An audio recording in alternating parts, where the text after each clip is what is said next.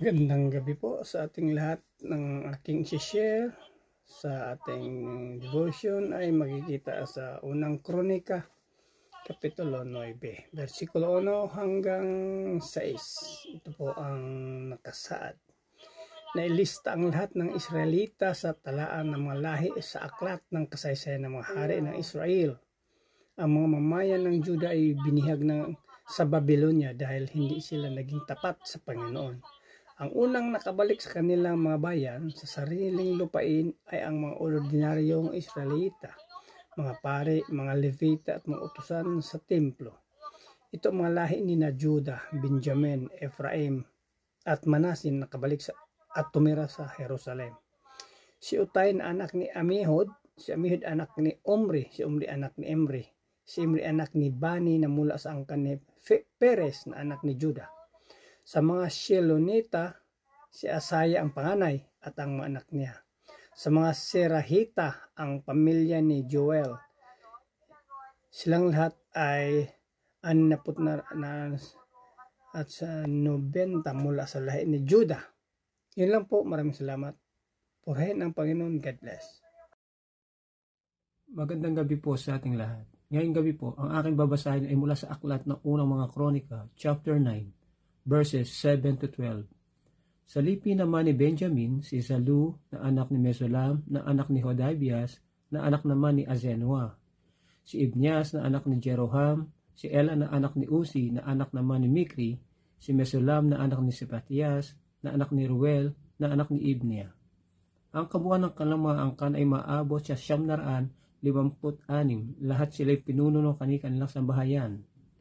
Sa pangkat naman ng mga pari na kabilang sina Jedayas, Joairib at Jakin, si Azarias na anak ni Hilkias ang pinakapuno sa templo.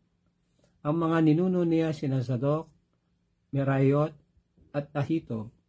Kasama rin si Adayan na anak ni Jeroham at apo ni Pasur na anak ni Malkias, anak ni Malkias si Mazai at apo ni Adiel. Ito'y anak ni Jasera na anak ni Mesulam na anak ni Mezilemit na anak ni Ime. Yun lang po. Amen. Ang pagpalang gabi po sa ating lahat. Ang aking pambabasahin ngayon ay mula sa libro ng unang Kronika, chapter 9, verses 13 to 18. Ang mga paring nakabalik ay 1,760 lahat. Mahuhusay silang pinuno ng kanilang mga pamilya. Sila ang mga pinagkatiwalaan sa paglilingkod sa bahay ng Diyos. Sa mga Levita, si Semaiyas na anak ni Hasub, si Hasub ay anak ni Azrikam, si Azrikam ay anak ni Hashabias na mula sa angkan ni Merari, si Bakbakar, si Heres, si Galal at si Matanias na anak ni Mika. Si Mika ay anak ni Zikri, si Zikri ay anak ni Asa, si Obadias na anak ni Semaiyas, si Semaiyas ay anak ni Galal, si Galal ay anak ni Jeduton, at si Berekias na anak ni Asa, na apo ni Elkana, na tumira sa baryo ng mga Netofatita. Ang mga tagapagbantay ng pintuan ay sina Salum, Akub, Talmon, Ahiman, at ang kanilang mga kamag-anak. Si Salum ang kanilang pinuno. Hanggang ngayon, sila pa rin ang tagapagbantay ng pintuan ng hari sa bandang silangan. Sila noon ang mga tagapagbantay ng pintuang papasok sa kampo ng mga Levita. Amen. God bless po. Magandang gabi po sa ating lahat. Ang babasahin ko po ngayon ay mula po sa unang Kronika chapter 9 verse 19 to 24. Si Salum ay anak ni Kore at apo ni Ebiasap na mula sa pamilya ni Kora.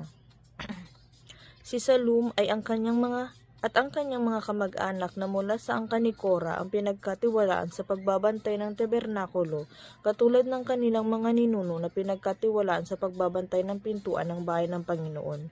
Si Phinehas na anak ni Eleazar ang namamahala noon sa mga tagapagbantay ng pintuan at sinamahan siya ng Panginoon.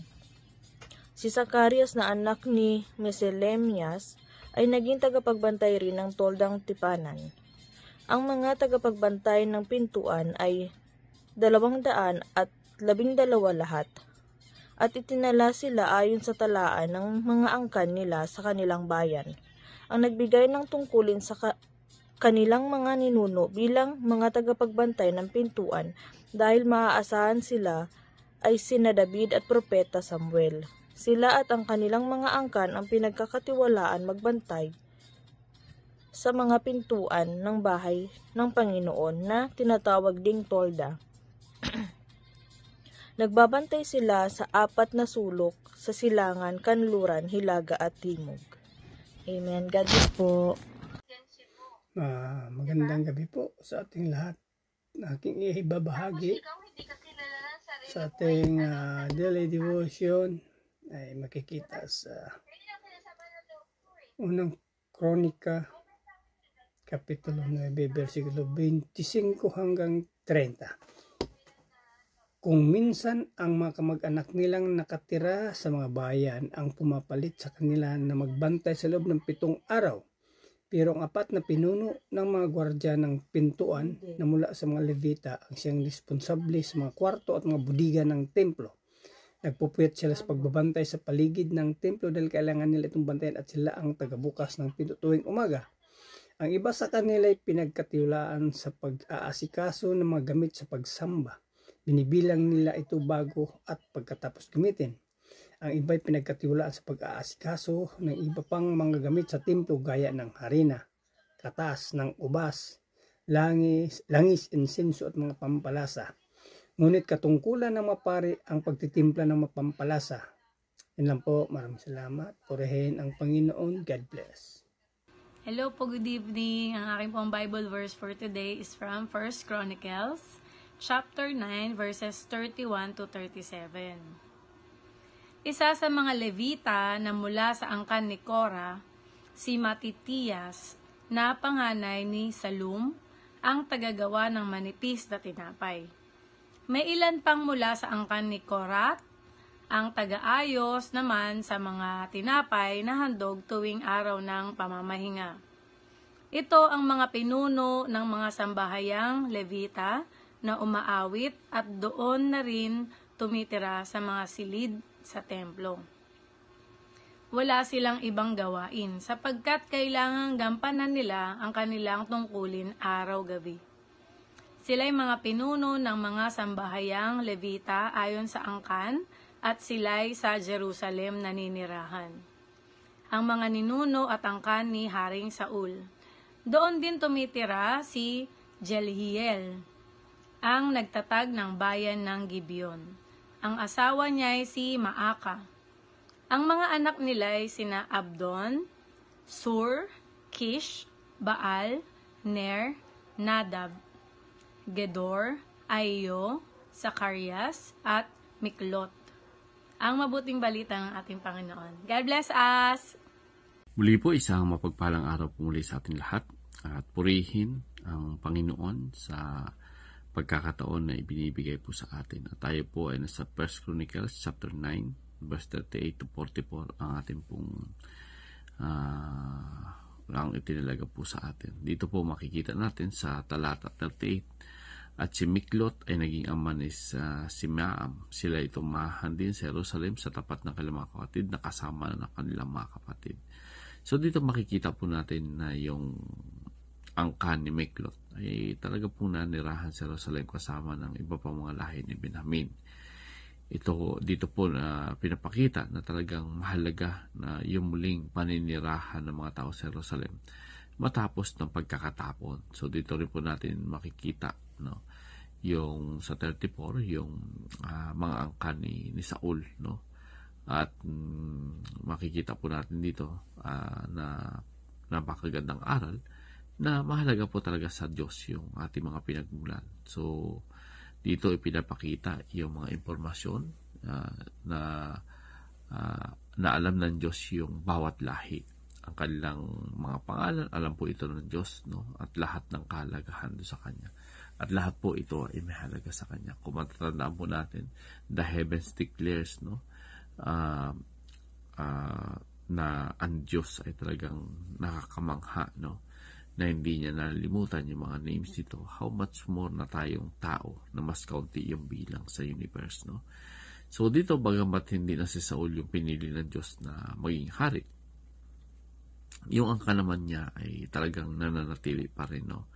Na mabasa natin na patuloy na binabanggit. So napakahalaga yung kasaysayan ng Israel. At yung ginampanan ni Saul ay talagang bahagi siya, no? Siya yung kauna-unang hari na talaga sa Israel. So dito makikita din natin na yung mga anak ni Ulam na tinawag ng mga mandirigmang bihasa, no? Ipinapakita dito na yung kanilang lahi ay may kahandaan para sa gawain ng pagtatanggol ng bayan. So talagang sa kanya po nagmula yung mga bihasa na mandirigma. So talagang iba't iba yung ipinapagkaloob ng Panginoon na nagaling. At ito ay alam ng Panginoon kung ano yung bagay para sa atin, no?